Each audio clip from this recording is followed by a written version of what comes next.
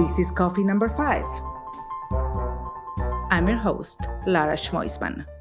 Hi, everyone. Welcome back to coffee number 5. My coffee is ready, warm, and today I was thinking about my company. And we talk about this so many times, but still growing pains are hard.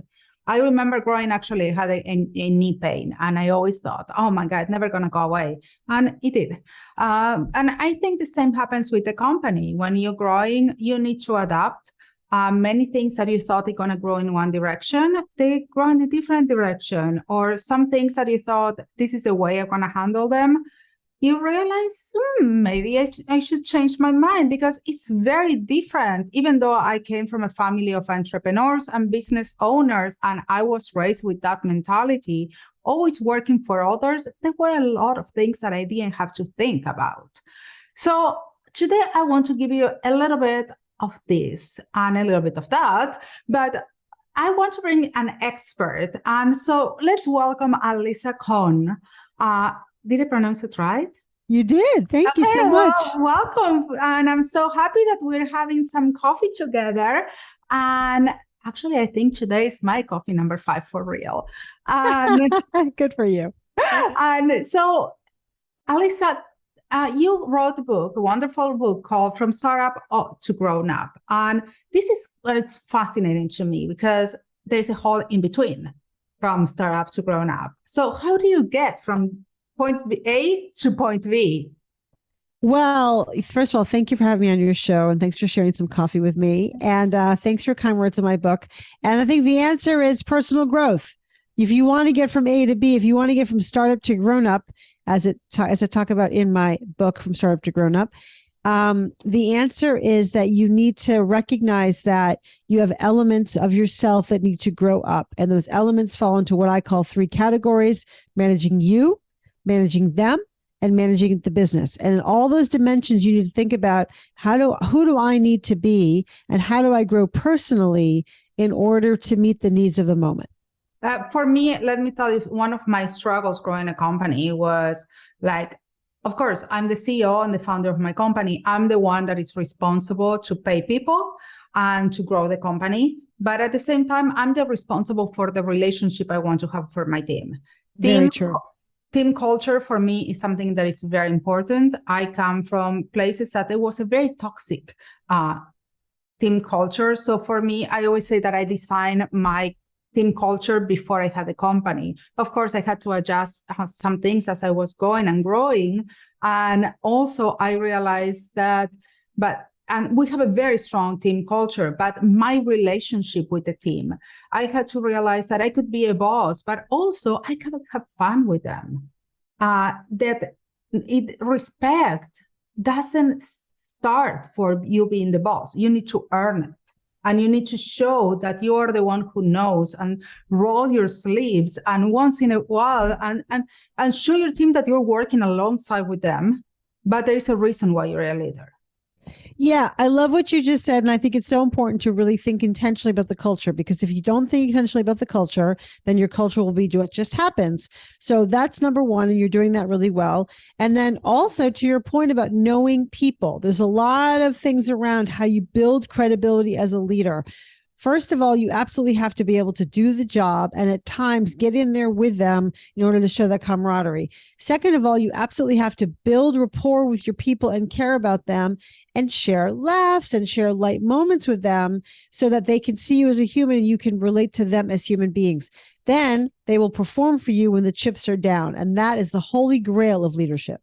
And also there's no shame about caring for them as people. Yes. I always try to find my moments because I remember working in certain companies that people didn't even know that I had 2 kids. Yeah. They didn't care. So I always try to tell me a little bit about you, even if they're young. So, okay, what do your parents do? Tell me where you come from, who you are as a human being. Do you have siblings? Or if someone is sick, it doesn't make me less of a leader to send them a text, say, hey, are you okay?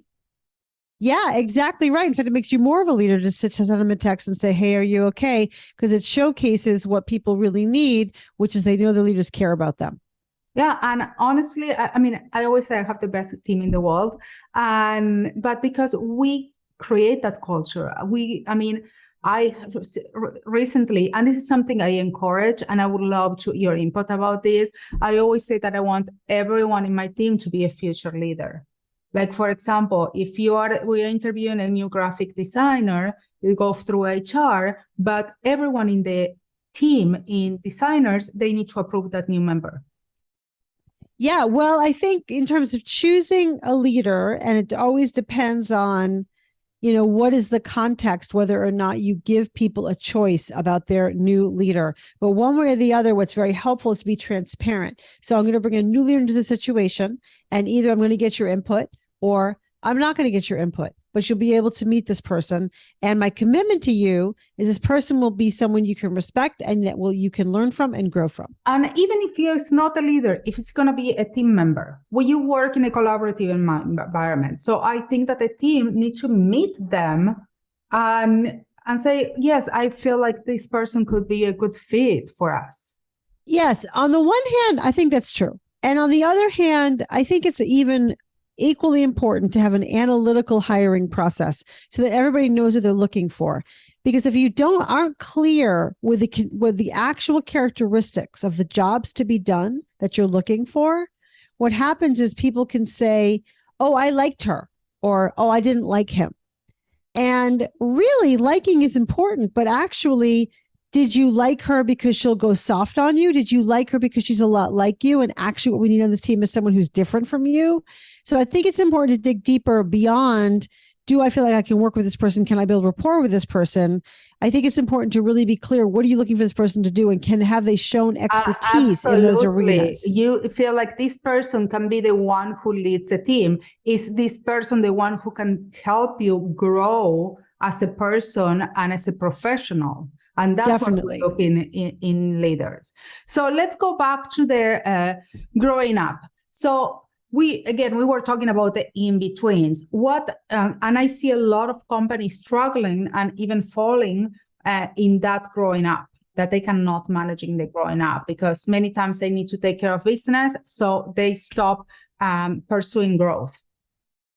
Yeah, I think that's true. And I think that's very sad. And it's just a problem. It's a limiting factor for leaders. If they won't grow themselves professionally and personally, then unfortunately, they have a limit to themselves and how they can lead the company. But it is true that growth and development are competing with just the critical business needs.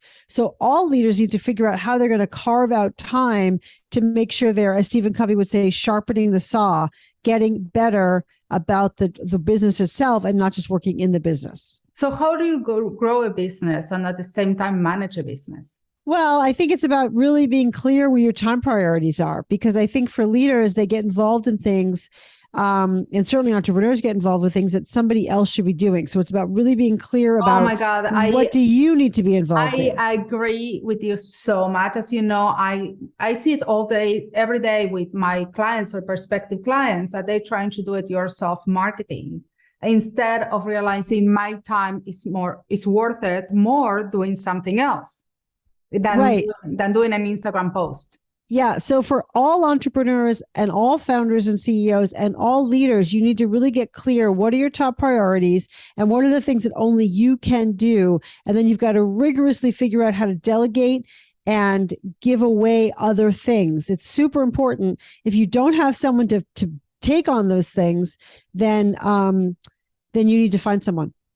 That's super important. And that's how you do it all. So quote unquote, do it all, because not growing and not continuing to build your skills and to build your ability to lead in terms of your inner life, I promise you, has an expiration date. And leaders and founders don't want an expiration date. And that's where you also can get burnt out, because doing it all is doing it nothing at the same time. Definitely, 100%.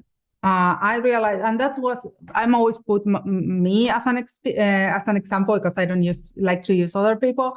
But I remember when I started growing the agency, I got at some point to say I needed some part-time help. It didn't make necessarily sense economically at the time, but it makes sense I'm so glad I did it, because otherwise I knew that then I wouldn't be able to grow more the agency if I didn't get that help. Yeah, on the one hand, it doesn't make sense economically in that moment, but you realize that if you don't start building up the capacity, then it doesn't make sense economically, because you ultimately will be able to carry on by yourself. You must bring other people into the business and be able to train them up so that you can grow. This is something I always tell everyone who asks me is I invest in my team.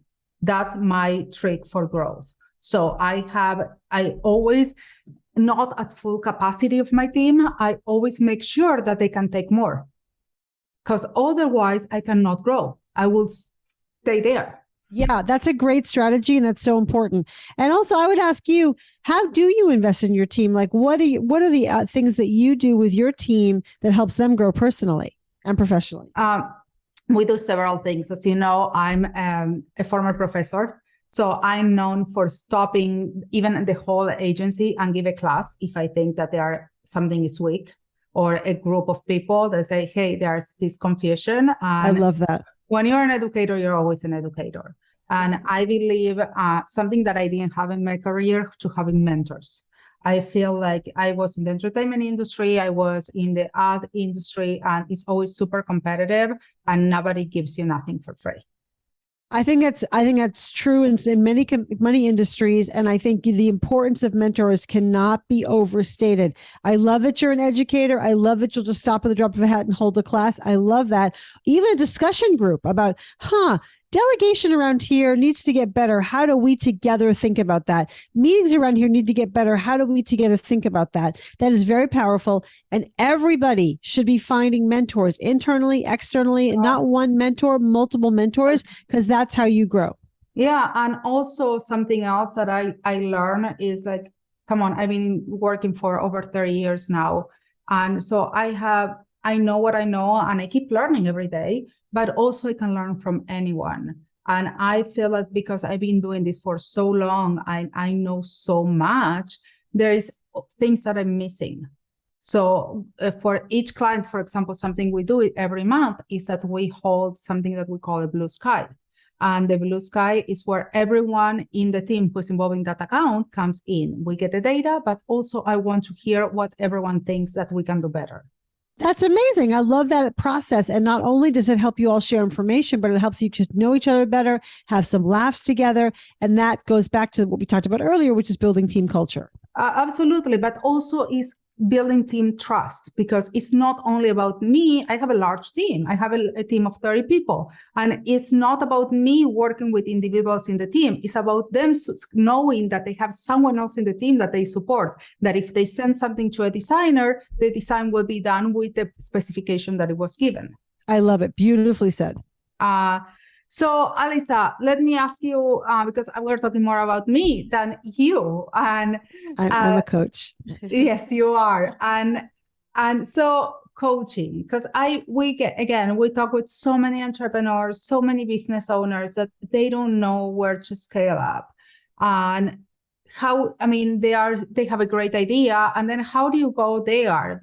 How do you know that I need funding, or I can do this myself? There's so many people that they try to do it all. So how do you analyze and how you make decisions of what part you can do it all yourself and what you need to delegate? Well, I think, it's an ongoing process. It's an ongoing art, not a science. And I think it's important to recognize that whatever you decide, first of all, most founders don't delegate at first. They do everything themselves. And then you realize you can't live that way. You have to start hiring people and delegating. And I think it's about sort of asking yourself and re-enrolling yourself in pushing yourself on what I need to delegate more, pushing yourself past your comfort zone about what's possible for you to try to give away, and to also recognize what are the things which can be done 80% correctly, good enough is good enough, and what are the things that must be done by you because they need the sort of the love and attention of a founder. So those are the ways you think about what you can delegate and what you have to maintain yourself. I think that's a wonderful advice. Wonderful advice. Well, so if people want to read your book, where can we find it? Oh, well, thank you so much. You can find it on Amazon Okay. and all where all books are sold. And I also have a podcast also called From Startup to Grown Up, where I interview founders on their personal journeys about moving from founder to leader. Amazing. Thank you so much for being here, Alisa. I really enjoyed this conversation. Thank you so much. I really appreciate you having me. It was so good to have you here today. See you next time. Catch you on the flip side. Ciao, ciao.